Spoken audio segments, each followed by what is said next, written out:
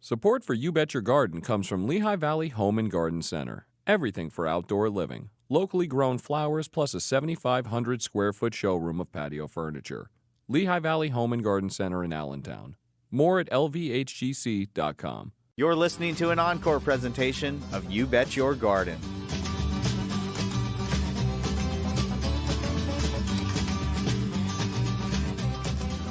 From the Seed Saving Studios at Lehigh Valley Public Media in Bethlehem, PA, it is time for another instructional episode of chemical-free horticultural hijinks. You Bet Your Garden. Did you grow a fabulous tomato, pepper, or bean crop this season? I'm your host, Mike McGrath, and on today's show, we'll reveal how you can save the seeds of your best-looking subjects and grow them out again next year. Maybe. Plus, evasive answers to your fabulous phone call questions, comments, tips, tricks, suggestions, and tantalizingly taut tremulations. So keep your eyes and or ears right here, cats and kittens, because it's all coming up faster than you eating your tomatoes and saving them too. Right after this. Support for You Bet Your Garden comes from Lehigh Valley Home and Garden Center. Everything for outdoor living. Locally grown flowers plus a 7,500 square foot showroom of patio furniture. Lehigh Valley Home and Garden Center in Allentown. More at lvhgc.com. Welcome to another thrilling episode of You Bet Your Garden from the studios of Rodale Institute Radio and Television at Lehigh Valley Public Media in Bethlehem, PA. I am your host, Mike McGrath. And for those of you watching on TV, you're actually going to see me show you how to save some seeds. For those of you listening on the radio or a podcast, don't forget, you can always go watch the show for what we're doing when we say we're doing something here. Okay? Well, that was confusing enough. Oh, yes, the question of the week is about saving seeds, so stay tuned for that. After lots of your fabulous phone calls at 833-727-9588. Anna, welcome to You Bet Your Garden. Hi, Mike. Thanks for taking my call. Well, thank you for making it, Anna. How you doing? I'm doing fine. How about you? I am just ducky. Thanks for asking. And where is Anna doing fine? In Providence, Rhode Island. Oh, okay. Very good. We're getting a lot of calls from New England lately. That's a nice change of pace. Yeah, your podcast has good reach. I've been listening for a couple of years from up here. Oh, excellent. Excellent. Yes, we love our podcasters, a million ears a year. It's just amazing. What can we do for Anna in Providence? So I love growing heirloom tomatoes, and I grow some other things as well in raised beds and fabric pots. Mm-hmm. And I've been at this for a few years, and I'm just learning about crop rotation and that things should be moving for like multiple years, not just 1 or 2 years. Right. So I'm trying to plan things out. And I'm like, okay, well, I can't grow other things prone to verticillium wilt, I guess, in the same space. But then I kind of got myself a little over-researched and figured I better give you a call to straighten me out. Right. Okay. So it's a great question. Tomatoes develop a symbiotic relationship with organisms that are in every piece of soil, and that is the organism that causes verticillium wilt. So let's talk about a 2 cubic foot space here. The first year a tomato is grown in that space, it will kind of attract the verticillium wilt organisms to its roots, but nothing bad will happen. Okay. Second year you grow a tomato plant in that exact same spot, more verticillium will develop. Now it's breeding down there around the roots, but nothing bad will happen. Third year, now the soil is full of verticillium wilt in that like 2 cubic feet. And so the tomato you plant in that same spot, the third year, the leaves will turn yellow on the bottom and progress up the plant. Mm-hmm. Now, if it's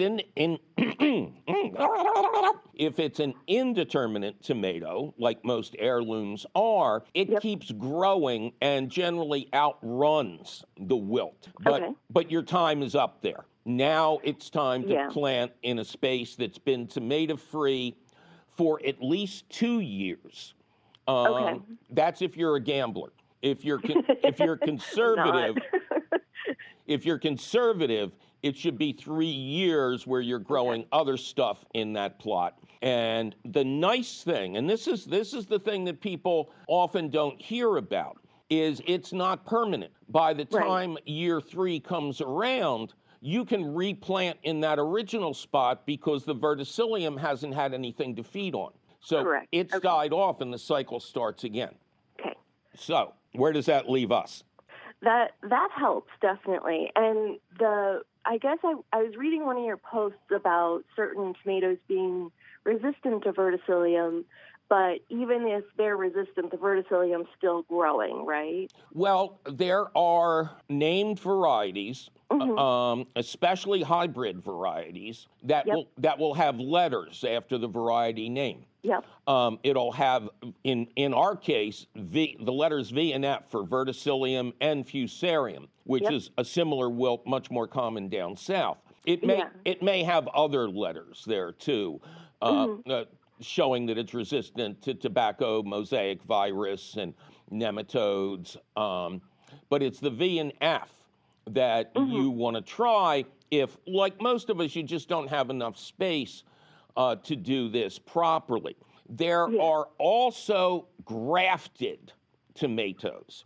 Oh, okay. This was hugely popular like 40 years ago, and then it kind of fell out of favor. But now it's come back, and a lot of catalogs and better independent garden centers will now sell you tomatoes with the variety you want, grafted on a highly resistant rootstock. A rootstock that is essentially worthless for growing tomatoes, but it is very resistant to verticillium wilt. So make sure, and this is something we can't stress enough, when you have a grafted plant, whether it's a fruit tree, a rose, a tomato plant, the graft always has to stay above the soil line. Got it. Okay. So you can't do the trick of burying that tomato really deep. But the benefits you get from and grafted tomatoes are available to kind of conquer all sorts of different ailments. So you want to make sure if you try this that it was deliberately grafted onto a wilt-resistant rootstock. Yeah, and I've been growing starts actually under shop lights like you recommended with really great success. Good. So I might not be as, ready to do the grafted thing just yet, but that is really interesting. And I remember you mentioning like with roses and stuff too, that the graft must stay exposed. It can't get buried, right? Right, or the rootstock will take over. So if you've had success starting seeds inside, some seed companies will actually sell you the rootstock, the seeds of the rootstock, and you can graft it yourself. Oh, wow. Okay. It is not that easy to do on many plants, but it's very easy to do with tomatoes. Haven't you ever had a tomato fall over and before you didn't pick it up right away and all of a sudden these ghostly white roots were coming out where it touched the ground? Tomatoes love to root. Oh, okay. And it's a fun thing. And if you fail, you fail. I mean, that's it's not the worst thing. But, I do that plenty. Yeah, you do the rotation, you move it around. Now, the interesting thing is you said you're using grow bags, right? Yeah, some grow bags, and I filled it with like a rough approximation of Mel's mix of the peat, vermiculite, and compost. Oh, Mel Bartholomew from Square Foot Gardening. Yeah, yes. I'm a big fan of him. Yes, he was a great guy. Yeah, okay, so no garden soil. Correct. Yeah, I mean, I live in a city, and there was plenty of lead paint washing off houses for a couple hundred years. So very good. I wanted to just avoid all of that. Excellent, excellent. So one thing we don't know, and this is something I apologize, I've been planning to try to research this. When you are growing in a soil-free mix like you have created, it's possible that there are no verticillium organisms in there. Oh, okay. And so if your tomatoes were raised in a soil-free mix, and then they get planted in a soil-free mix, there is the possibility that the verticillium won't be there to get started. Okay, that's interesting. So, certainly if you're going to roll the dice roll them with the soil-free mix containers and see what happens. Okay, that's good because I have a few of those now that are stably in the sunny spot, which is where the tomatoes have been happiest in raised beds as well. But it'll be it could be a couple seasons of experimentation. And for the ones that if I don't roll the dice and I'm just like, you know what, I'm gonna try to get stuff out of here for 3 years, it's better to be putting in things like beans and peas and carrots and stuff that aren't susceptible to verticillium. Is that right? You will read in gardening books and just about every bit of advice that you get from an extension service about other plants that are susceptible to verticillium wilt. I've never seen it. I've never really? I've never seen it happen. Fascinating. I don't think twice about what I rotate my tomatoes with. Huh. Okay. So, if I don't mind dealing with a whole mess of strawberries in a few years to try to move them, I could just throw strawberries in there. You could try. Now, they're said to be susceptible, as you probably know. Yeah, that's what I've read. But again, I've never seen it happen. Interesting. Okay. All right. Yeah. Okay. Well, I could ask you questions all day, but I don't want to be greedy about your time. So I can let you go now. Great. Thank you. Call us back, next time you have a new question. Okay. Sounds good. Take good care. I appreciate it. You too. Bye-bye. Thanks. Bye. Little bugs, little bugs, little bugs, little bugs, little bugs, little bugs. Little bugs, little bugs, little bugs, little bugs, little bugs, little bugs. Little bugs, little bugs, little bugs, little bugs, little bugs, little bugs. Little bugs, little bugs, little bugs, little bugs, little bugs, little bugs.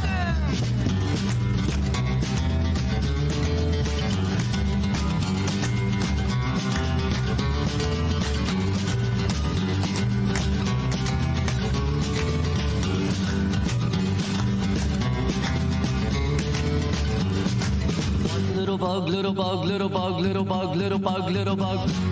One little bug, little bug, little bug, little bug, little bug, little bug. One little bug, little bug, little bug, little bug, little bug, little bug. One little bug, little bug, little bug, little bug, little bug, little bug.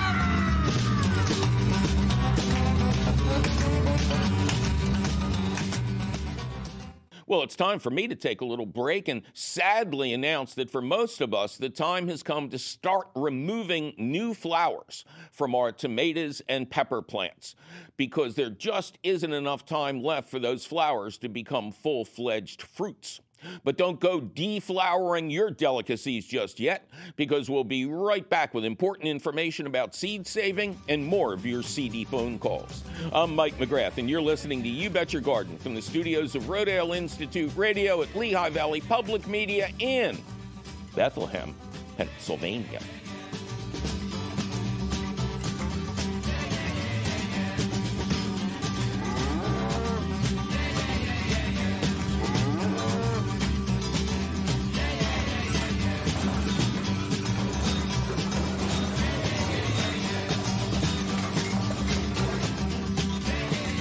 Support for You Bet Your Garden is provided by the Espoma Company, offering a complete selection of natural organic plant foods and potting soils. More information about Espoma and the Espoma Natural Gardening Community can be found at espoma.com. Welcome back to another thrilling episode of You Bet Your Garden from the studios of Rodale Institute Radio at Lehigh Valley Public Media in Bethlehem, PA. I am your host, Mike McGrath. Coming up later in the show, we're going to tell you how to save seeds of some of your favorite garden produce and grow them out again next year. Not only is it cost saving, but your seeds will acclimate themselves to your temperature, your climate, your own temper, and all of that stuff. So after 5 or 10 years of saving and reusing seed, you might have a variety that's dedicated to your own garden. Isn't that exciting? We'll tell you how to do it after lots more of your fabulous phone calls at 833-727-9588. Ann, welcome to You Bet Your Garden. Hi, Mike. Hi, Ann. How you doing? I'm doing great. How are you? I am just Ducky. Thanks for asking. Ducky is always happy to be recognized. Where is Ann doing good? I'm in Norrie, Pennsylvania. No, Nori? Newry, like in Ireland. Huh, where? You've stumped the chump here, Ann. I have no idea where that is. It's about 50 miles southwest of State College. Oh, okay, so it's not anywhere, really. Is there a stoplight in town? Is that where you go for excitement? Hey, look, it changed. There is one stoplight. That's it. Yeah, that's a good Friday evening. Oh, look, it's yellow. All right, Ann, what can we do for you? Okay, I have 6 raised beds. Excellent. And, I love them. Mm-hmm. And I was doing some harvesting of beets, and I was, how you're thinking while you're doing, and I was wondering what's the best way on cleanup? I've had them for a while. In fact, several I've had for a long while. And I was wondering, do I leave leaves in there? Because I tend to clean everything out. Right. At the end. And, in the past, whenever in my in-ground part of the garden, I let things in and then we just till it under. And since we're not tilling, what's a good way to clean up the bed? Well, aren't you going to eat your beets? Oh, yeah. But just like some of the leaves and like the potato vines and, I see. Well, do you have a compost pile? Yes, I do have. I actually have a tumbler, and I also have a pile. Okay, great. Well, things like tomato vines, potato plants, everything like that can go into the compost. That could either go into the tiller or it could go into a big open pile. The leaves of those kind of plants, especially leaves of string beans, green beans, are actually very nitrogen rich. The legumes are much more valuable in a compost pile than just a regular detritus of fruits and vegetables. Yes, but it is a good idea to get everything out of there, especially if you said you're growing potatoes, right? I have potatoes, yep. So at the very end of the season, make sure you really dig around in that area. Volunteer potatoes are fun, but every once in a while, if we get late blight spores blowing into the region, they can be carried over by unharvested potatoes. So it's a really good idea to try to get all those little guys because, Oh, okay. That's a really good idea because, sometimes I have renegades, that come up the next year and that sort of thing. Absolutely. Volunteer potatoes. I used to love them until I found out that they can harbor the late blight that caused the potato famine in Ireland years and years ago. Okay. So make sure everything is out, maybe even level the beds real nicely. And then what I like to do is cover the beds with a layer of shredded fall leaves. Okay. And that prevents heaving and thawing of the soil. The leaves will start to slowly break down and release nutrients. There are a number of weeds that germinate in the winter time, and it prevents them from getting a head start. The only thing you need to remember is in the spring, remove that mulch, push it to the side 2 weeks before you want to plant anything because the mulch will keep the soil at a constant temperature. And by removing the mulch, you allow the sun to warm up the soil and heat it up much more quickly for your new crops. Okay. We always plant garlic in September, beginning of October, so we always do the chopped up leaves over them. Right. We'll just do it for all the beds. Oh, they love that. And one thing about garlic, one thing we've learned over the years is, especially in some in a place like yours where it's a somewhat cold climate, you have more of a winter than I do. Always better to get it in early in September than to wait till October. That gives the garlic more time to develop a good root system before the ground can freeze. Okay, can I ask you another question about the garlic? I can't remember if you said this or I read it somewhere that like a week or so before you plant, put it in the fridge. No, never said that. Okay. No, that would be unnatural. Okay. Yeah, just single cloves, good condition. Where you are, I'd have them close to 6 inches deep, but no pre-chilling because they're going to get chilled for the next 6 months. Okay. All right. Oh, and actually, now I'm reminding myself of something I wrote years ago. Never put garlic or tomatoes in the fridge. It can only damage their flavor. Right. Okay, Ann? Okay. Yeah, thank you very much. Always a pleasure to talk to a fellow garlic grower. Okay. All right. Thank you, Ann. Bye-bye. Thank you. Bye. All right. That number to call, scratch it into your drywall. 833-727-9588.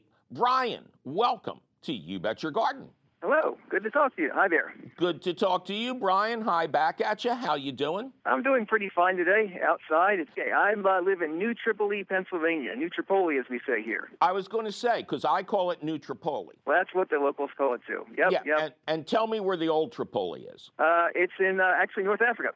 New Tripoli, if I can take 1 second. I'm a history professor, by the way. Please, yeah. Was named in honor of the American victory against the so-called Barbary pirates in under Jefferson, where the American Marines captured Tripoli in what's now Libya. Oh, wow. That's actually exciting. Pirates back in the Jeffersonian days? That's right, yeah, back around 1802, 1803. Yeah, there was a small battle there. It's very confusing, but apparently local farmers were so impressed that they renamed the village that, and a couple of streets in the village are named after figures in the Jefferson administration. So that's the fact. But it turned out to be a bad idea when pirates invaded because they got confused about where they were, and being pirates would never stop to ask for directions. That's right. All right, enough chit-chat, Bri. What do you got? Okay, here's the deal. I have a rural property there. I'm not actually a farmer, but it's a rural property. And I have a plot where it had been a strawberry patch for a few years. It's the size, by the way, is about 20 feet by 40 feet, so it's not a big area. And it's got good soil because it was an old filled-up old swimming pool with a good soil put in it. So I want to remove that weed-choked strawberry patch. It's now past its prime. And put in a small recreational orchard, which I'm guessing I have enough room for maybe 6 trees or so, 6 to 8 small trees. And I wonder what to do. And I don't want to do a lot of spraying, I called a farmer friend of mine who suggested a good tree would be a Montmorency cherry, otherwise known as a sour cherry. Okay, yeah. And I was thinking about that, and I was curious what you thought about that and whether it was a good choice and whether there might be other fruits that might also be appropriate for that. Well, he actually named a really good low-care fruit. Cherries might be the most disease-free and, to some degree, pest-free fruits. Okay. But do they come in a dwarf size? My understanding, they do? You can get a dwarf one? Yep, I can get a dwarf one. The size only goes up to about 8 to 12 feet, so it's small. Which is nice. That would be considered a semi-dwarf, but that's better than the old standard. For years and years, you could only get full-size trees. The one thing you have to prepare for, and it's interesting because now you'll know this as you're planting, is birds will fight you for every cherry when they're ripe. So maybe as you plant, you can plan some sort of protection. Now, bird netting is not going to help you. The birds just sit on the netting while they eat your cherries. Oh, but if you're able to estimate the final size and knock out some sort of structure that you would then throw bird netting over, you'd be way ahead of the game. I see. But I do endorse it.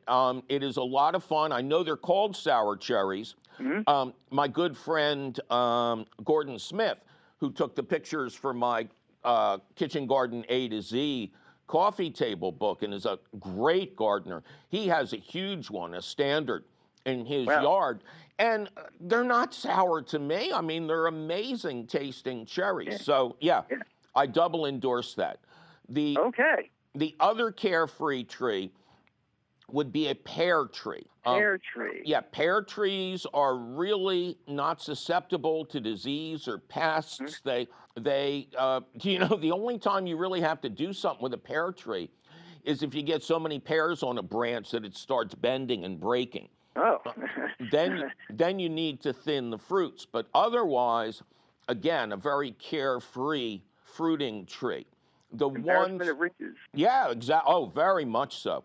And the ones to avoid, unless you really want to be paying a lot of attention and do a lot of work to get your harvest, are peaches and apples. In the Northeast, apples are prone to so many pests and diseases. That's why you see so many apples grown in Washington State, because on the other side of the Rockies, a lot of these pests and diseases are not present. So it's much easier to be an apple grower in Washington State. And peaches are just a pain in the butt, but of course the fruit is like legendary. But if you want low work, cherries and pears, as long as you like them both, that would be a great idea. But I will also say, because you were talking about, keeping them close together, belay that idea and put more space in between the trees than you think necessary, so you won't always be pruning to keep them apart. Well, that sounds like a plan. I do appreciate that. All right. My pleasure. Proceed. Watch out for those pirates, man. All right. Bye-bye. Thank you. Yeah, thank you. Bye-bye. Helen, welcome to You Bet Your Garden. Thank you so much for having me, Mike. How are you doing today? I am just ducky. Thanks for asking. Where is Helen? I am calling from Pennsauken, New Jersey. What can we do for Helen in Pennsauken? I am having a problem with squash and harlequin bugs in my raised bed. Okay. And we've tried using neem oil to get rid of them, and I've enjoyed using the sprayer to just spray them straight off the leaves and watch them fall. Right. But it doesn't seem to be getting them to go away, and they've completely killed my kohlrabi and... Well, you should thank them for that, Helen. Now you don't have to try and eat it. The leaves were so good in salad. It was yummy. I always thought kohlrabi would make a great spaceship in a science fiction movie. It looks really strange, yeah. Okay, so you have harlequin bugs, which are a form of stink bug. Like our marmorated one that we have here. I'm surprised that you have harlequin bugs. They're more common down south than they are in Pennsylvania or New Jersey. And when you say squash, do you mean squash beetles, the elongated creatures? Yeah, that's what they look like. Kind of dark so that they almost blend in with the leaves. Also look sort of like stink bugs. I would say you probably just have a different form of stink bug then, because because squash bugs are kind of long and narrow, more shaped like a lightning bug. So, okay, so you're growing in a raised bed. Okay, how big is the bed? It's about 3 by 6. Oh, okay. Okay, real nice and easy not to step in at 3 feet wide, right? Yep. Okay. Yep. What did you fill it with? We filled it with organic garden soil that had some perlite mixed in. Okay. And then I mixed in a little bit of Dr. Earth's tomato and vegetable food into the bed as I was filling it with dirt. And that's it. Okay. I've seen those products around, and they're natural and/or organic, right? Yep. Okay. Just trying to keep it organic. Yeah. Okay. Well, we're going to try to help you do that. And what are you growing in the bed again, besides the dreaded kohlrabi? I've also got some tomatoes and some leeks. The leeks are doing pretty good. We had zucchini, but between the damage from the bugs and them trying to take over, I just cut them out. Okay. Yeah, stink bugs, they are a problem. There is a trap that you can buy, a stink bug trap, and it attracts them. Did you have the stink bugs in your home over the winter? No, not that we noticed, but we also have a cat who likes to hunt things. Oh, yeah. We have 2 kittens, and one of them is a straight bug eater. I think you're on the right track with the neem oil. Now, you said that you've tried getting rid of them with sharp streams of water, right? Yes, we've tried hitting them with sharp streams of water. It's kind of fun because I like seeing them fall off and die. Yeah, but I think they're too big to be as negatively affected by that as aphids. That's the real cure for aphids. So what I'm going to suggest is a 2-pronged approach. Look for the stink bug trap. My understanding is you need to hang it right in the plant, right on the plant. And then the stink bugs are attracted to it and crawl into it and die. I think it is made by a company called Rescue. They are the premier makers of insect traps. In addition to that, I'm going to suggest you spray them directly with either insecticidal soap or horticultural oil. And I'll tell you a deep, dark secret. I probably shouldn't keep saying this because friends of mine sell the pre-made stuff. But I have found nonstick cooking spray to be a great alternative. It is what I use when I have to approach a yellow jacket nest or on the rare occasion that I have a pest out there. Yeah, it will coat them. You know, you Pam them to death, so to speak. You coat them with oil, and insects breathe through their exoskeleton, and when they're covered with oil, they can't breathe and they die. And of course, all you're doing is spraying a little canola oil or olive oil around, so you're not harming anything. So hopefully that and the traps should help you out. Oh, great. Thank you so much. All right. Well, good luck to you. Sorry to hear about your troubles. Thank you very much.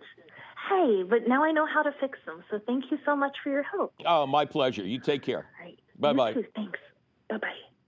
Well, it's time for me to take a little break and deliver a final reminder for those of you who wish to repair or renew a cool season lawn that now is the time to aerate, reseed, overseed, and do just about everything else to improve your bluegrass, fescue, or rye. Oh my! But don't go looking for that old seed spreader just yet, because we'll be right back with important information about seed saving and more of your fabulous phone calls. I'm Mike McGrath, and you're listening to You Bet Your Garden from the studios of Rodale Institute Radio at Lehigh Valley Public Media in beautiful Bethlehem, PA. Support for You Bet Your Garden is provided by the Espoma Company, offering a complete selection of natural organic plant foods and potting soils. More information about Espoma and the Espoma Natural Gardening Community can be found at espoma.com. This is 91.3 FM WLVR Bethlehem, a broadcast service of Lehigh University, streaming online at WLVR.org from the Univest Public Media Center. Welcome back to You Bet Your Garden from the studios of Rodale Institute Radio at Lehigh Valley Public Media in Bethlehem, PA. I am your host, Mike McGrath, and we're in the stretch now, cats and kittens. In just a little bit, we'll tell you how to save the seeds of some of your favorite plants, all of the plants in the bean family, any kind of pepper, any kind of tomato, and we'll warn you why you should not try to save seeds from your pumpkins or other squash.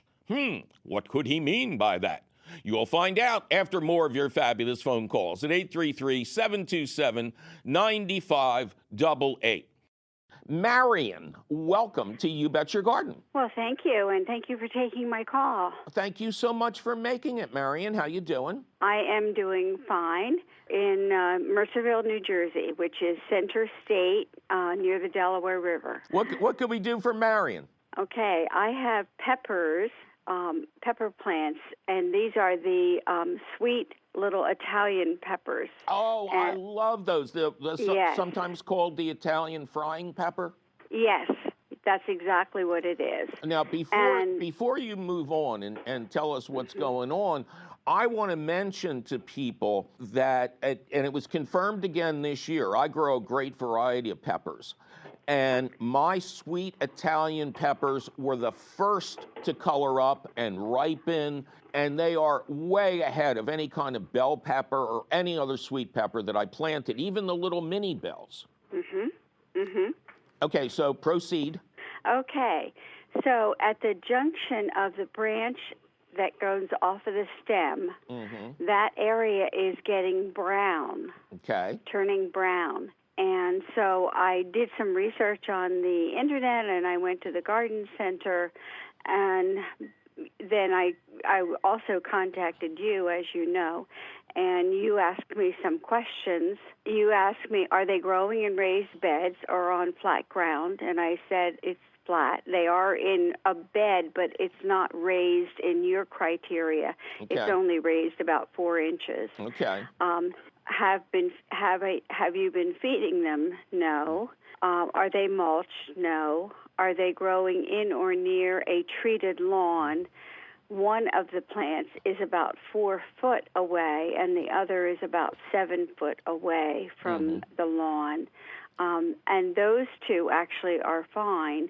It's the ones that are about 4 foot away that are having problems. Okay. And it says, how do you water? And I said, once a week unless it rains. Okay, good. Now, you forgot to tell us the diagnosis you got from the garden center and or the internet. And the research. Okay. I'm going to try to say it, and then I'll spell it. Phytophoria blight. Oh, okay. Yeah. It's a tough one. I'm not going to try to pronounce it either. But how do your peppers look except for this little discoloration in the crotch? They look fine, and they're being productive, although they are slower in being productive. Yeah, than but you know, in if you years. did any kind of research, you know you don't have the blight. This Well, thing is deadly. It is biblical. It is caused by what's called a water mold, and it is most prevalent in poorly draining areas that hold water.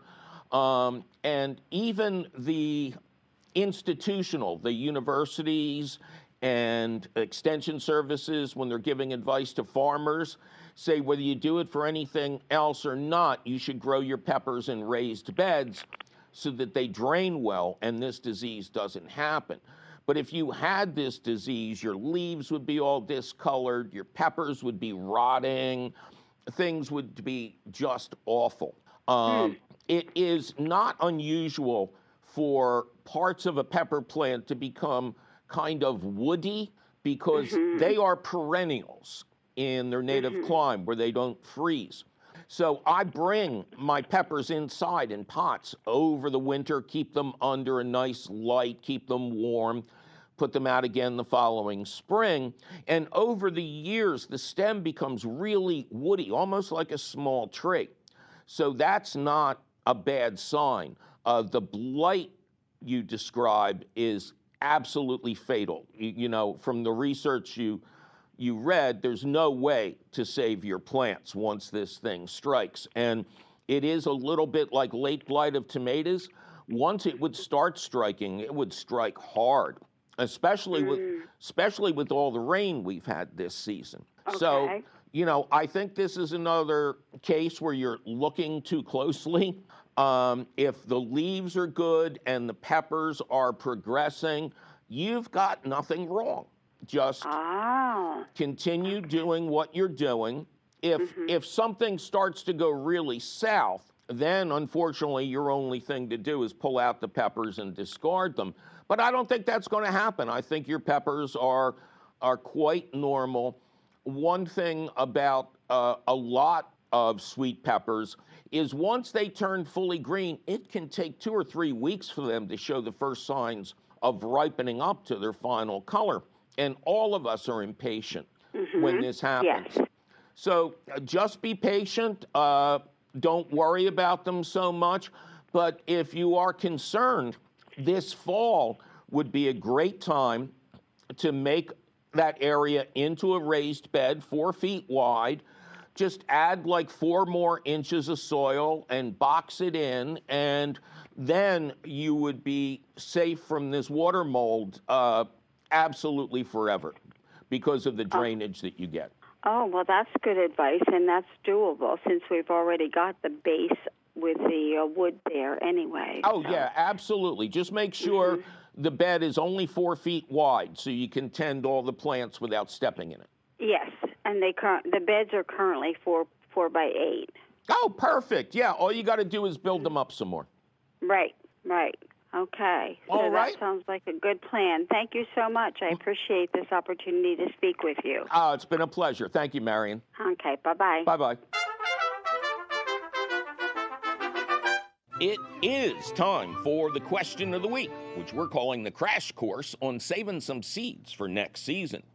Steve in Big Fork, Western Montana writes, I'm interested in saving seeds from this year's garden for use next year. I'd appreciate a general discussion about this topic. Well, I suspect that a lot of cost-conscious folks are having the same thoughts right now, Steve, and the basics are just what they need. So let's bullet point this puppy. 1, basic rule. Hybrid seeds are the result of crossing the pollen of 2 different plants in the same species to create a new and unique variety. By law, all hybrid seeds and plants must have the word hybrid before their variety name and or be designated as F1. Now, because these plants contain the DNA of 2 different plants, seed saved from a hybrid plant will not produce plants identical to the one you grew. They might be better, they might be worse, they might be weird. But hybrid seeds will germinate. So if you're a gambling man, go for it. 2, number 2. The other side of the coin is our open pollinated plants, which we call OPs. Seed saved from an OP will be identical to the parent plant unless it's in the squash family, which we'll get to in a little bit. Number 3, important note. Hybrid seeds have been around for centuries and are not genetically engineered, okay? You, as a gardener, can't buy genetically engineered seeds or plants. Got it? All right, let's get saving. We're going to do 2 up front that I call easy peasy. The first one, any kind of beans. That's green beans, as in string beans, wax beans, lima beans, and storage beans like pinto, garbanzo, kidney, and black beans. If you're eating some of the plants young off the vine, as you would with green beans, pick them small and frequently, but stop when there's about 6 weeks left in the season. Allow the remaining bean pods to become dry and brittle on the vine. Don't rush this step. When the time comes, shell them out and store the beans in a cool, dry place. Now, if you're saving dried beans, like these beautiful scarlet runner beans you can see if you're watching the TV here, you can eat some of them in stews and soups and such over the winter, but be sure to save some for planting next season. Number 2 on the easy peasy list is peppers. The secret here is to allow the peppers, hot or sweet, to ripen up completely. No green peppers or in-between colors, like purple. Leave them on the plant for about a week after you're certain they're fully ripe at their final color and ready to go. Then bring them inside, cut them open, and place the seeds on a dish in a cool, dry spot until you can snap a sample seed in half. Toss that one away. Store your seeds in small envelopes on which you will write the variety name. And again, for television, the pepper we cut open here is fully ripe. It is naturally a yellowish orange colored pepper, and these seeds are good to germinate.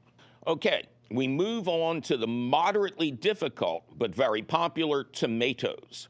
Select 2 or 3 of the nicest looking fruits from a single open pollinated plant and let them sit on the vine past their dead ripe stage to ensure that the collected seeds will be fully grown and viable.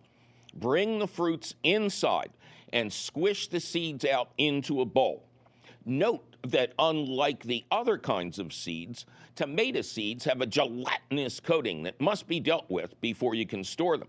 So add water, at least as much as there is juice in that bowl. Stir well. Day 2, stir well and don't discuss the smell with anyone. Day 3, skim some of the scum that has formed on the surface off. Add more water, stir well, walk away for a couple of minutes, and then come back and skim all the nasty stuff off the surface, including any seeds. Floaters with tomatoes will not sprout, so you don't want them. Pour the water containing the seeds that didn't float, the good ones, into a strainer and rinse them righteously. Keep rinsing and blotting the bottom of the strainer with paper towels until all the nasty gelatinous stuff is gone. Then hang the strainer in front of a small size fan, like the kind you use at an office desk or when you're out camping. Keep blotting and gently stirring until the water is gone. Then continue fanning until the seeds are dry enough to snap in half. Store in a cool, dry place. And finally, we move on to the category, forget about it. Squash, melon, pumpkins, and cukes. This is the Pro Bowl. Promiscuous squash bees will go from flower to flower of different plants in this family, and the seeds you thought would produce another fabulous Connecticut field pumpkin will instead deliver ghostly giant white dipper gourds the following year. Professional seed savers either have to cage and hand pollinate their individual plants or ensure that no other members of this vast family are growing nearby. And since nobody really knows how far a squash bee can travel, nearby is either a relative or a useless term, or maybe it's relatively useless or more likely a useless relative. Anyway, the exception to this rule, for some curious reason, is watermelons. If you only grow one variety and it is an open pollinated variety, the same seed should produce the same fruit. Just make sure it's dead ripe before you pick it. We move on to storage. Storage is a numbers game. Wherever you store your seeds, the temperature and humidity should add up to no more than 100 degrees Fahrenheit. That means no bathroom, no kitchen, no damp corner of your basement. A hydrometer will reveal the numbers you need to know. Insurance. Your seeds must be bone dry before they go into their jars or seed-saving envelopes. If a sample seed bends instead of breaks, it is not ready. And even sealed jars of big seeds should contain one or more of those desiccating pouches that come in vitamin and supplement bottles to help keep things dry. Envelopes containing smaller seeds should be grouped together and placed in sealed jars with several desiccating pouches.